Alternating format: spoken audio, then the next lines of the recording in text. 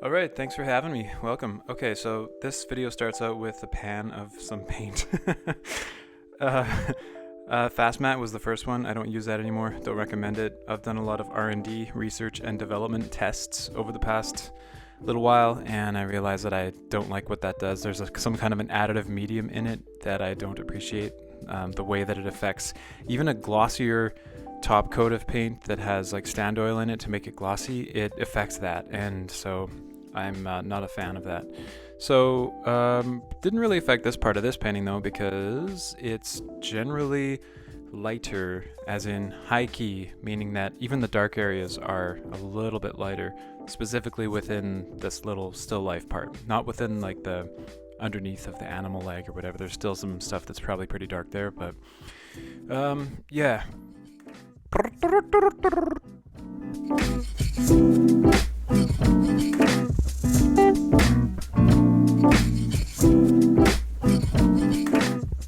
So I had spoken before about sacrifice for the composition in one of my previous videos, which you should definitely check out because it's so incredible.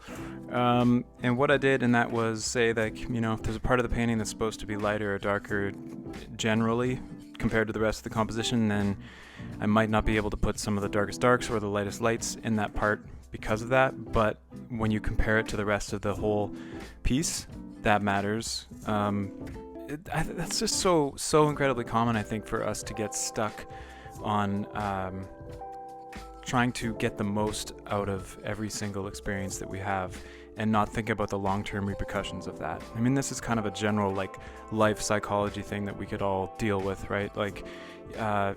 It's long-term thinking versus short-term thinking. And so if I know and I plan out a composition and I know that the whole center has to be generally kind of lighter to get that vignette effect where it's darker to the corners, then that means that while I'm spending an entire day just working on this one little part, I won't get to use like the full range of the value scale, the grayscale, which in the short term feels like kind of a sacrifice because I can't make something pop quite as much as I know that I could.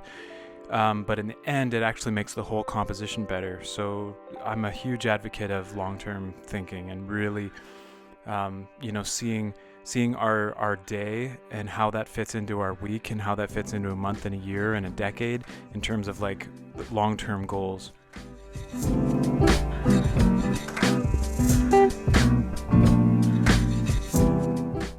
So while I have my life coach hat on right now, and speaking about long-term goals and stuff like that, I think one of the main interesting points about this, what this reminds me of, is just our idea of 10 out of 10, the way that we rank things. So like the grayscale, of course, is usually put into 10 different categories. I have one that's like 20, so I have like 1.5, 2.5, all that stuff. But what I'm really trying to get at here is the idea that we need to save something that we would think is a 10 out of 10 for very special occasions. And I think this is just as relevant in painting with the grayscale as it is in the rest of life. Like, take language, for example. If there's a word that we need to reserve for a very special thing, like if we're extremely angry or if we think someone else is a particular thing and they're the worst person on the entire planet, we need to reserve specific words for that. So we can't overuse those words. But what has generally happened, I think especially over the last decade or so, there's a lot of words flying around, a lot of isms, ists, something phobe, something like that, that I think a lot of these words are meant to be 10 out of 10s. Like it's meant to say that like if you call somebody a certain thing, then you're calling them the worst possible thing ever. And from what I've seen, people use that constantly, and so it then loses its value. Take, for example, a word like awesome. I think when that word first came into being, I'm going to look this up so I can actually try to provide some educational value to this rather than just my random thoughts and ramblings, but the word awesome is awe-inspiring. I think that when people first started to use a word like that, they intended it for it to be a 10 out of 10 kind of a word, like to say like, oh, how was your trip? It was awesome. Like that's something, right? To use it now, I think I've heard people use it when they're just describing breakfast, or how was oh, I just sent you that email. Oh, awesome, cool. Which is, I mean, there's whatever, right? It's fine.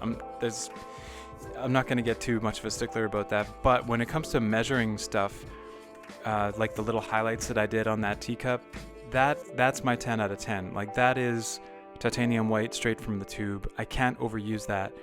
And if, for example, I thought that, oh, this is a white cup, so it's going to be primarily white, then I wouldn't have room to go to 10 out of 10.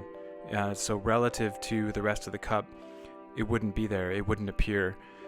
And that's like, I mean, it depends on who I'm talking to right now. I'm kind of assuming that maybe the majority of people that might watch my channel are beginner to intermediate painters, maybe. But that's a funny thing. I don't know who I'm talking to right now. So please do leave comments or give me a message on Instagram or something to let me know if you either hate my guts or think I'm great.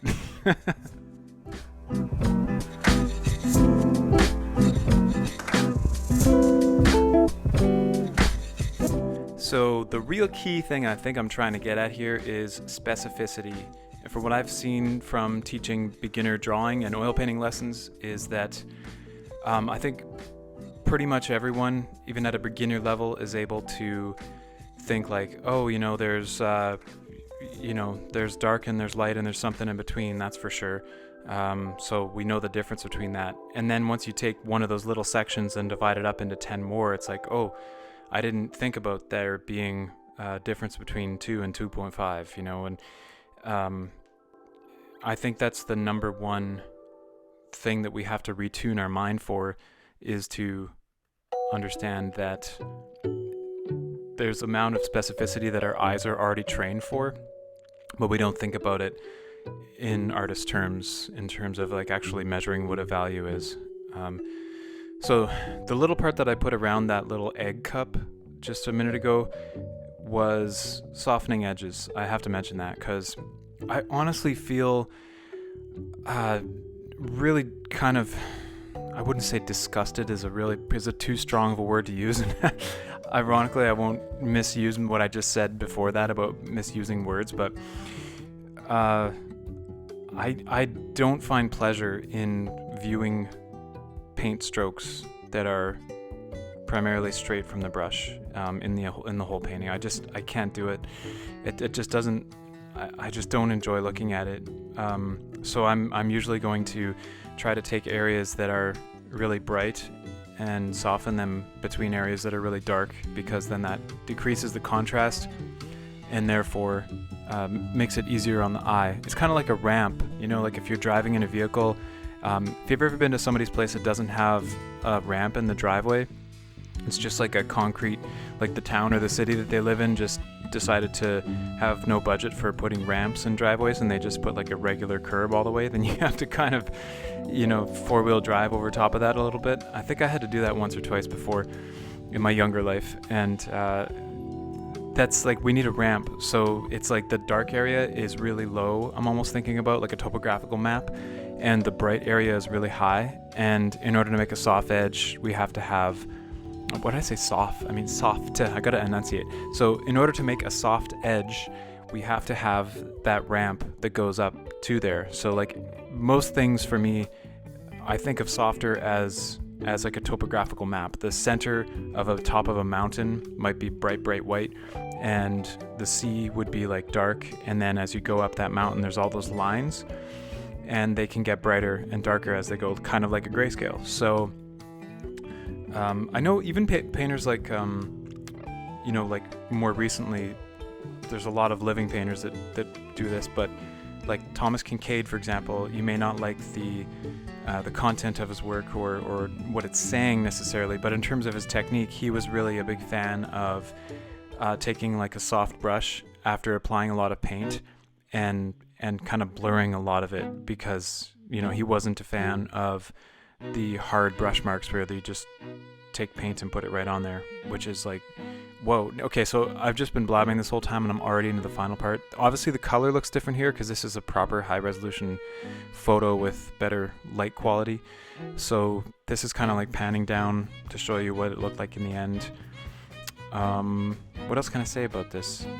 It's all in context. So this little still life, I think, is you know, something that I'm intending to be an artwork in itself, so that I could frame that little like 6" by 6" area and I would be proud of it, but still I have to see it within context. So I'm putting enough time and effort into that as if it was like a full 24" by 24" painting that would take maybe like a couple weeks or something that I'm going to try to sell for a lot of money, but I'm not, so I'm already done. Okay, this is my off-the-cuff method. I hope you are okay with that.